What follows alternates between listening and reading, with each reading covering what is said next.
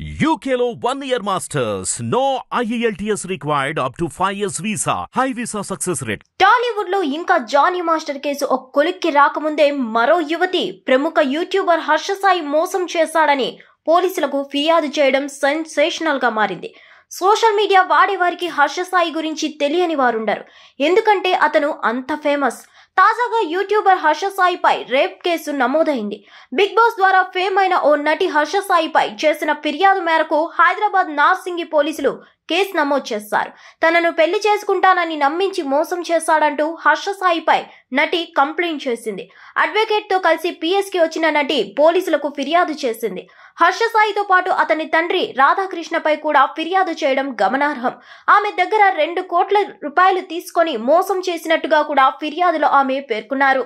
యువతి ఫిర్యాదు మేరకు యూట్యూబర్ హర్ష సాయిపై రేప్ కేసు నమోదు చేశారు. 376, 354 సెక్షన్ల కింద కేసు నమోదు చేసినట్టు పేర్కొన్నారు.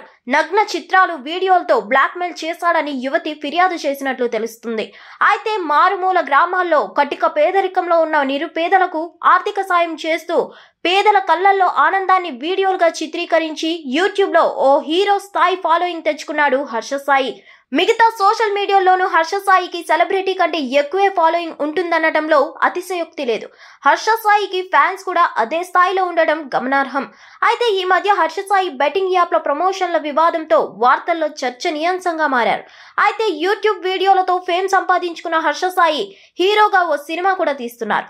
మెగా అనే టైటిల్ తో సినిమా అనౌన్స్ చేసిన హర్ష సాయి అందుకు సంబంధించిన ఓ చిన్న గ్లిమ్స్ కూడా విడుదల చేసి ఆసక్తిని రేకెత్తించారు.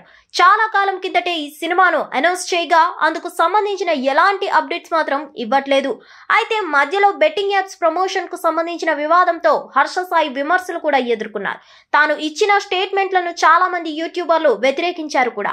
అయితే ఇప్పుడు ఏకంగా ఓ నటి ఆయనపై చీటింగ్ కేసు పెట్టడంతో మరోసారి హర్ష సాయి వార్తాంశంగా మారారు.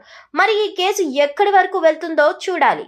ఇదిలా ఉంటే యువరత్న అనే వ్యక్తి గత కొంతకాలంగా హర్ష సాయి చారిటీ మీద చేస్తున్న స్కామ్ ని బయట పెడుతూ అనేక డిబేట్స్ లో పాల్గొన్నాడు. ఈ ఘటనని మర్చిపోకముందే ఇప్పుడు ఈ యువతి హర్ష సాయి మీద కేసు నమోదు చేయడం చర్చనీయాంశంగా మారింది. హిట్ టీవీ యాప్ ని డౌన్లోడ్ చేసుకోండి. ఇందులో short news, live news, entertainment movies అన్ని అవైలబుల్ గా ఉన్నాయి. Please download hit TV app. Hit TV app hit TV app ని ఫ్రీగా డౌన్లోడ్ చేసుకోండి.